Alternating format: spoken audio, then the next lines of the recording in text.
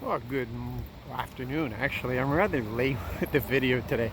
It's just been one of those mornings with so much to get done, and I'm poor dog sitting there, her tears coming down her face, her legs crossed. She had to get outside so bad, and it's afternoon, and here we are. Hopefully that you can hear me over the wind.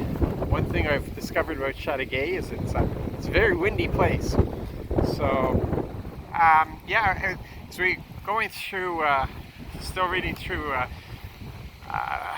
1 Kings, 2 Chronicles. Today we're reading through really it's the inauguration of the temple, the blessing of the temple, and as we see the ark being brought in, I couldn't help but reflect on when it happened with David. And with Solomon, it was all pomp and circumstance and pretty polished.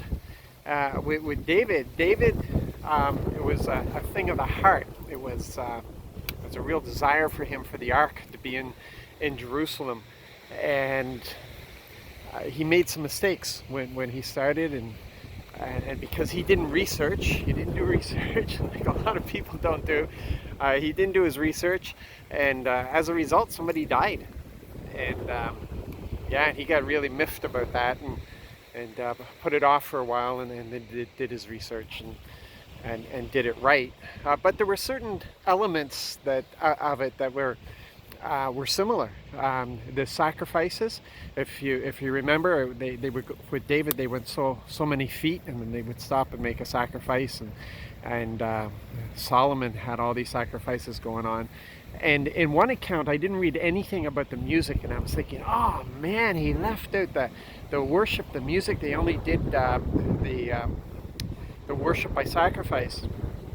But in the other account, which was a smaller account, they mentioned the musicians. They mentioned Asaph, his family, and the musical instruments that they had there, and the worship that was being offered up in music. So it had that element as well, because we know that David went dancing before the Lord as the instruments were being played and such.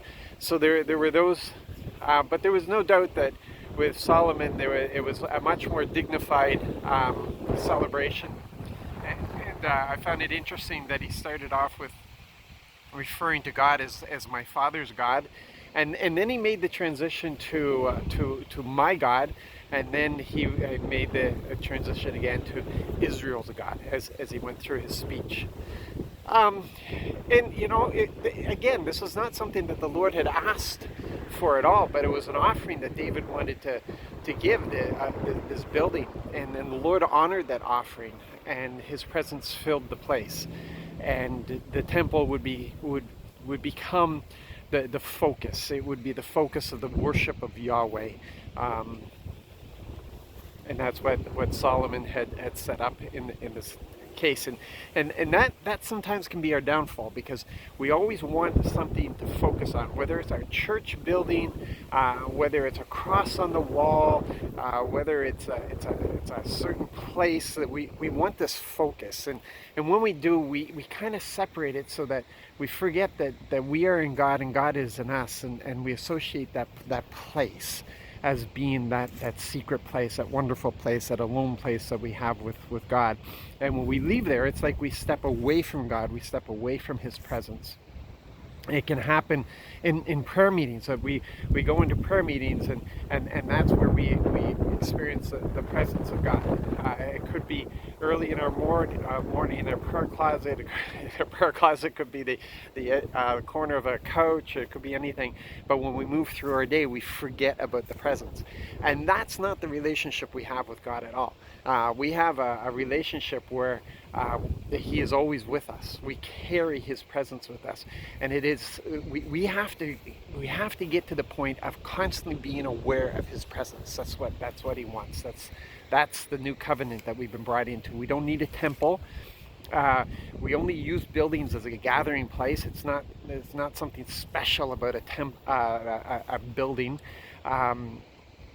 it's the understanding. It's like a turtle. Turtle always carries his home. We always carry the presence of the Lord, and that's what's so important. Anyway, you have a blessed and wonderful day. Keep this in mind, and we got to get back to it. We got to get back to practicing the presence of the Lord, being aware all the time of His presence, of His voice, of His guidance, of His love, of His cheering, of His encouragement as He encourages us in our service to Him. So God bless.